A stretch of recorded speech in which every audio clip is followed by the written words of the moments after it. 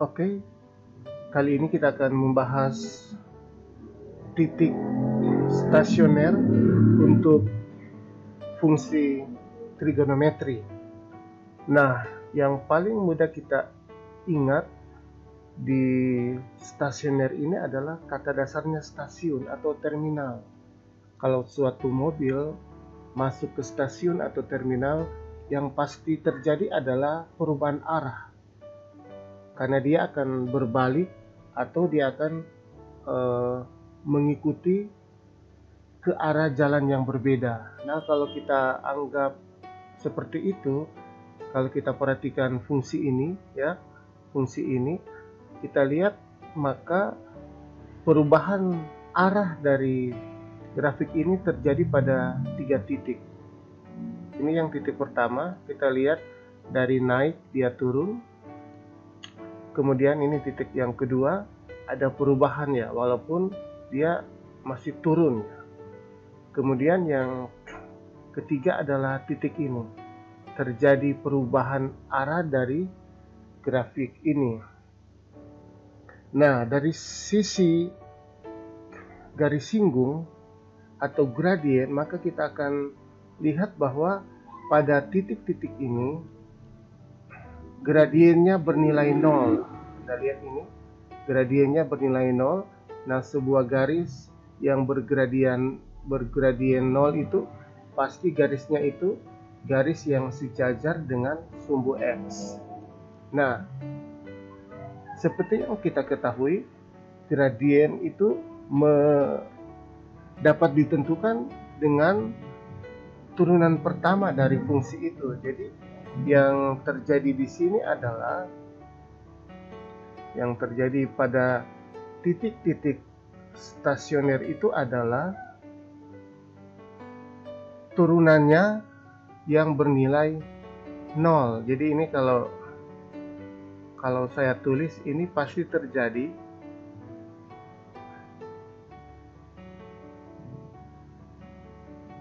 F aksen A itu pasti bernilai 0. Oke, jadi ini kita perlu tuliskan, ini adalah titik A. Berarti dalam sistem koordinat ini nantinya adalah FA. Oke, dengan cara yang sama, berarti kalau ini kita nyatakan sebagai B, maka di sini adalah FB. Yang tadi sama dengan pada titik A, maka di sini juga terjadi stasioner dari fungsi ini, yang bisa kita telusuri juga. Turunan pertama pada titik ini pasti bernilai 0. Ini F aksen B sama dengan 0.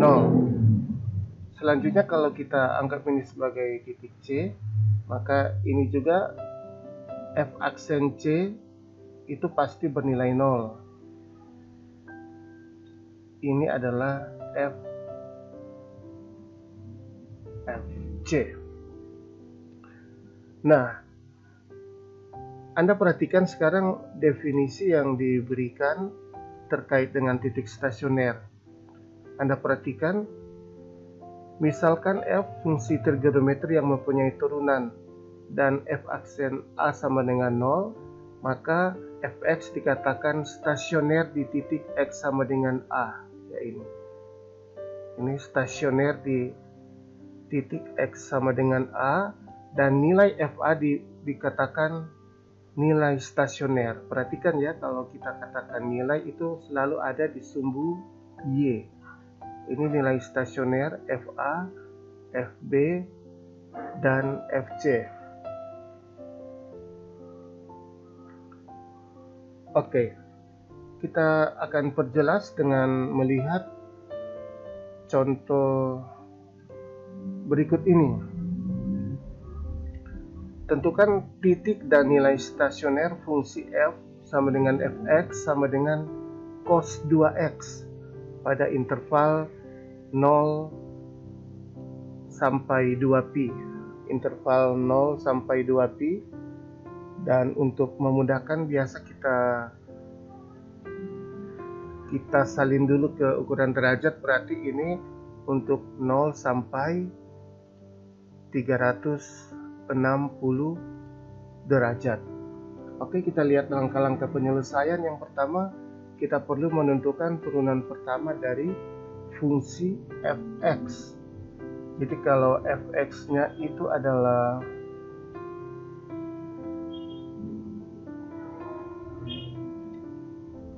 cos 2x,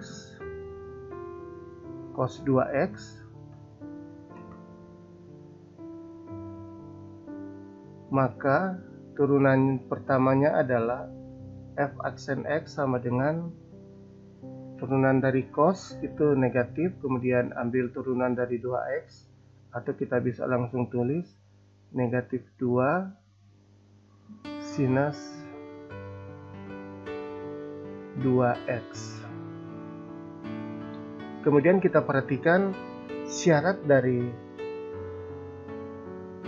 sebuah stasioner itu adalah, syaratnya adalah f aksen x sama dengan 0. Nah, f aksen x di sini adalah minus 2 sin 2x, minus 2 sin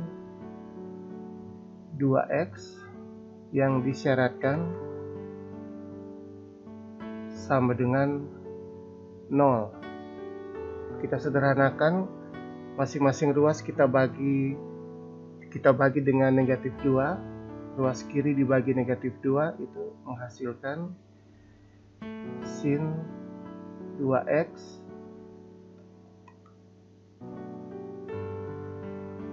sama dengan ruas kanan juga kita bagi negatif 2, hasilnya adalah 0. Jadi kita dapat sin 2x sama dengan 0. Kemudian kita lanjutkan dengan menggunakan persamaan trigonometri. Oke, kita tulis kembali. Jadi syarat stasioner tadi bagian akhirnya adalah sin 2x sama dengan sinus 0. Kenapa sinus 0? Karena coba kita balik sedikit. Ini ya, nilai sinus yang 0 itu adalah sinus 0. Nanti ada di sudut-sudut istimewa, nilai dari sinus 0 derajat adalah 0. Oke, atau coba kita tuliskan di sini dulu. Sin 2x sama dengan sinus 0. Jadi nilai sin yang 0 derajat adalah sin 0 itu sendiri. Oke, lanjut. Nah, di sini kita sudah akan menggunakan, kita ingat kembali persamaan trigonometri sederhana. Sinus x sama dengan sinus alfa, maka ada dua hal yang bisa terjadi. Pertama, kita mengambil yang bentuk alfa tambah k kali 360 derajat. Kemudian berelasi yang ada di kuadran kedua dengan bentuk relasi 180 derajat kurang alfa. Nanti Anda bisa lihat video terkait dengan sudut berelasi. Nah, sekarang kita cari yang bagian pertama. Kita akan mengambil yang bagian ini dulu ya. Oke, berarti kita ambil 2x nya. 2x itu sama dengan alfanya kita ambil 0 tambah k kali 360 derajat. Nanti kalau sudah dapat hasil, kita salin kembali ke pi. Berarti kalau ini kita bagi 2, kita akan dapat x sama dengan 0 dibagi 2 tetap 0, 360 derajat dibagi 2 tinggal 180 derajat, berarti sama dengan K kali 180 derajat. Nah, sekarang kita mulai dengan nilai K. Misalnya kalau K sama dengan 0, maka kita akan dapat X sama dengan 0 derajat ya, 0 derajat. Kalau K sama dengan 1, maka kita dapat X sama dengan 180 derajat.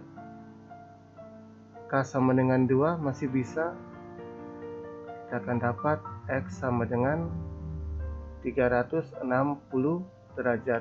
Kenapa K sama dengan tidak perlu? K sama dengan 3 tidak perlu karena kita ingat batas visual tadi adalah 0 sampai 360 derajat.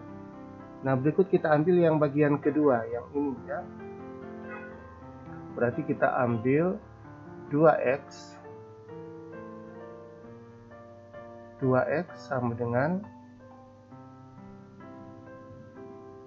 180 derajat kurang, oke, kita tulis dulu 180 derajat kurang alfa, alfanya adalah 0, tambah K kali 360 derajat, atau dia cukup 180 derajat tambah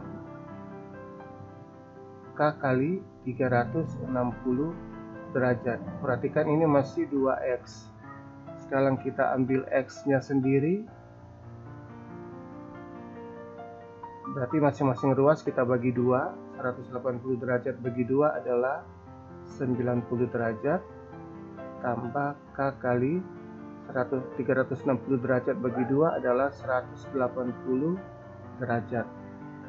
Berarti sekarang kita mulai ambil K sama dengan 0. Maka kita akan dapat, berarti ini jadi 0, kita akan dapat X sama dengan 90 derajat. Kita lihat K sama dengan 1, maka kita peroleh X sama dengan ini 180 derajat tambah 90 derajat itu adalah 270 derajat. 270 derajat. Kalau kita ambil K sama dengan 2, sepertinya sudah lewat karena 2 kali 180 360 tambah 90 ya. Jadi kita sudah dapatkan K itu nilai X-nya ya, nilai X yang 0 derajat, 180 derajat, 360, 90 derajat, dan 270 derajat. Coba kita tuliskan, berarti X itu adalah, kita urutkan dari yang itu 0 derajat, kemudian 90 derajat, kemudian 180 derajat, 270 derajat, dan terakhir 360 derajat. Kita bisa salin ke ukuran pi derajat. Ini adalah 0. 90 derajat itu adalah pi per 2 atau 1/2 pi. Ini pi per 2. 180 derajat itu adalah pi. 270 derajat.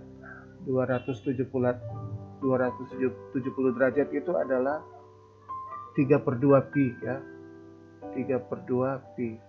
Jadi kalau nanti mencarinya itu adalah 270 derajat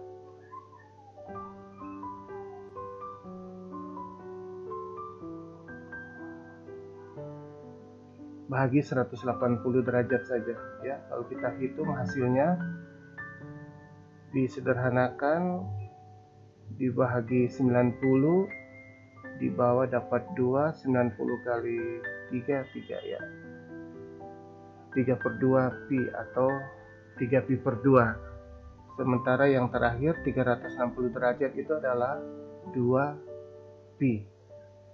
Oke, selanjutnya kita mencari nilainya, nilai stasioner.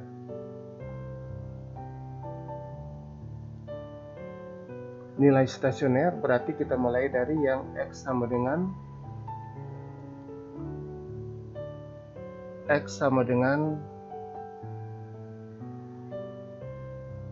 0 derajat, maka kita perlu mencari nilai dari F0. F itu di awal itu adalah cos 2X. Berarti cos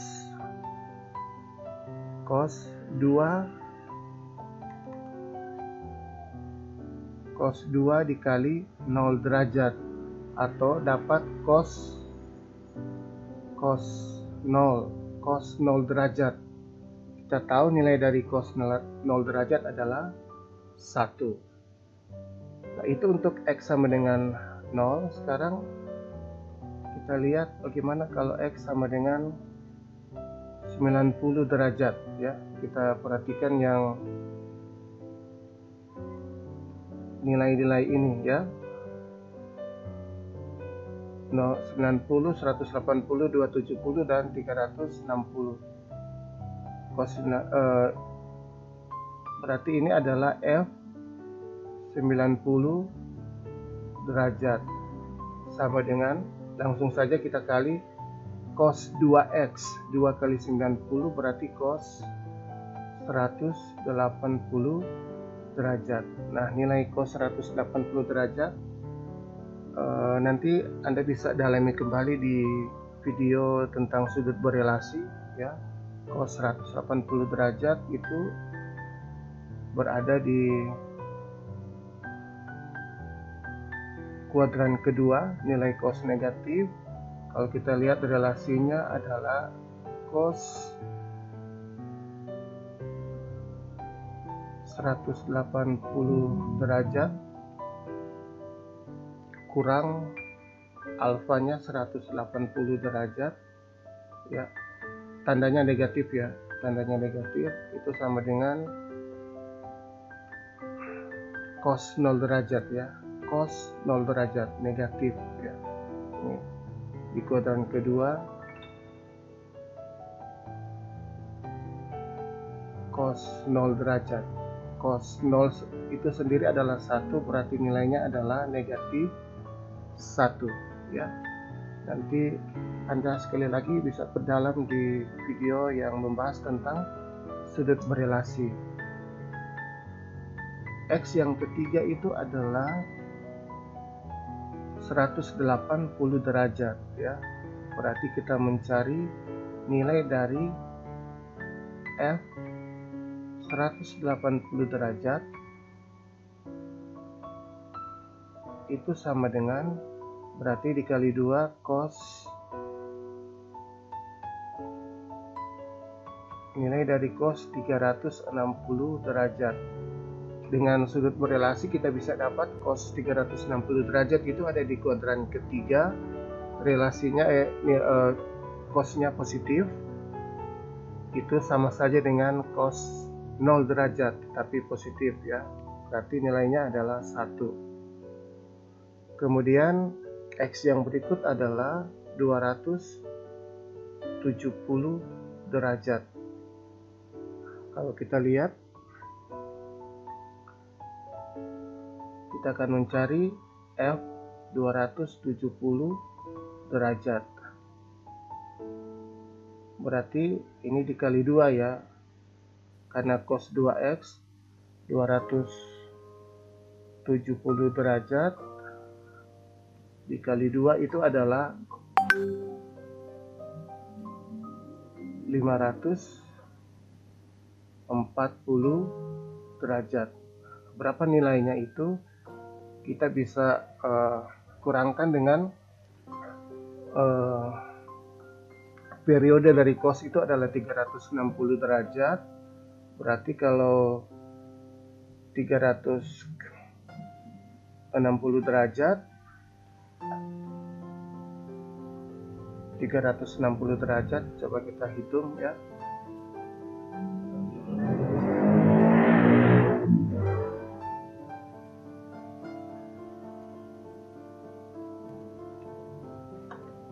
Kita bisa kurangkan seperti ini ya. Cos 540 derajat dikurangi 360 derajat, kita akan dapat cos 180 derajat ya. Nilainya adalah sama dengan yang ini, nilainya adalah negatif 1. Nah, yang terakhir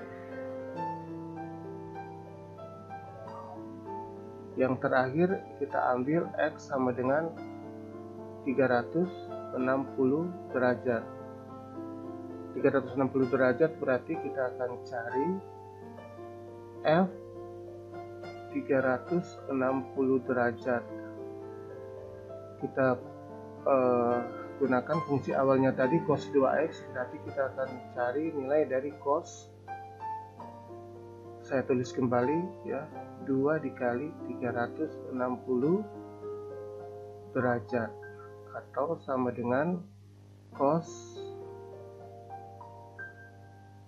360 derajat itu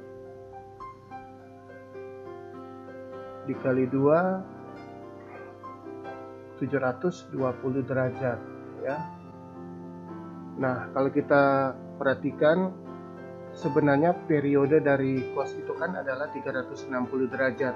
Jadi setiap 360 derajat nilainya sama ya, akan kembali ke bentuk semula atau periodisasi dari cosinus. Jadi sebenarnya ini sama saja dengan cos 360 derajat. Cos 360 derajat yang nilainya adalah 1 ya, setiap 360 derajat. Jadi misalnya berapa nilai dari cosinus 3600 derajat, nilainya pasti 1 karena cosinus setiap sama dengan sinus setiap 360 derajat. Ini coba saya gambarkan secara singkat ya. Jadi kalau ini ya, ini fungsi cos ya dari 1.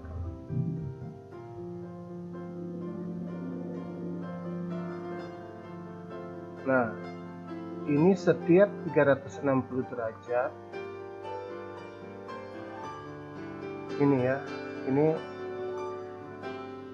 dari 90 derajat, 180 derajat, ini dia ya. Setiap 360 derajat grafiknya akan berulang. Jadi berapapun n yang di sini ya, nilainya pasti 1. Oke. Nah, dengan demikian kita mendapatkan nilai stasionernya adalah, kalau nilai stasioner berarti kita menunjuk kepada yang ini ya, nilai stasionernya adalah yang terdapat itu variasinya cuma 1 dan minus 1. Jadi nilai stasionernya adalah minus 1 dan 1. Kemudian titik stasionernya kita tinggal pasangkan yang ini ya, pasangkan ini dengan yang ini ya, berarti titik stasionernya 0,1. kemudian yang kedua ini yang 90 derajat itu sama saja dengan 1/2 pi ya, berarti nilainya adalah pi per 2 negatif 1.